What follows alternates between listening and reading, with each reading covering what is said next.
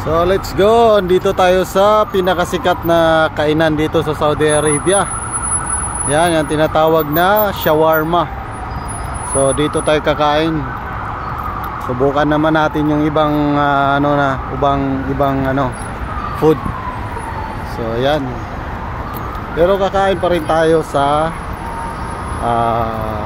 yung mayaman sa protein. So napakagandang wow, ang daming kumakain sa taas. Punong-puno. So tara, try natin pasukin at try natin kumain kung anong meron dito sa shawarma house. Bakit ang daming kumakain. So pwede tayo doon tayo sa pinakataas para medyo relax muna habang nag-aantay tayo ng trabaho. So yan, ito yung counter nila, napakahaba hanggang doon sa dulo yung counter. So doon tayo sa may shawarma yung order natin. So napakahaba ng nila napakahaba.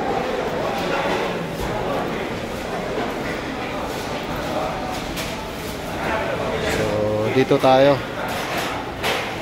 So ayan, nakikita nyo yung malaking chicken na yan, yung umiikot na yan. Yan yung laman ng chicken, breast chicken yan, more breast chicken. So ayan, ang dami. So mga breast chicken yan, so mayaman yan sa protein. So yan yung kakainin natin ngayong gabi, ang breast chicken. So ganyan ka-busy dito, gano'ng kalaki yung nila kitchen. Ganyan kabisi lahat ng mga empleyado dyan sa shawarma house na to. Ayan, napakarami. Busy yung mga tao. So, ayan. Napakaraming tao sa loob ng kitchen nila. So, ganyan mag-prepare yung pagkain sila dyan. Ayan. Ayan. Up, mekos. Ups.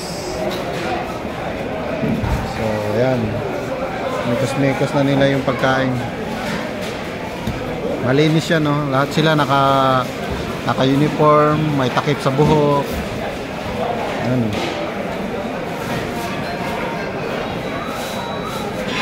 So ayan, hihiwain nila.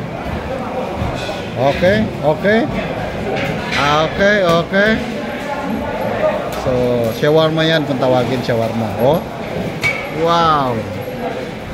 So ayan, prepare na nila yan. Diba? Ganyan sila mag-prepare dito kasi nasa Saudi sila, kailangan malinis yan. Yan yung tinatawag na shawarma. So ayan, lagyan ng mga kunting vegetable, salad. Ayan, salad, cheese. Salad. Ayan. So yan yung nila sauce. Wow. So ayan. Wow.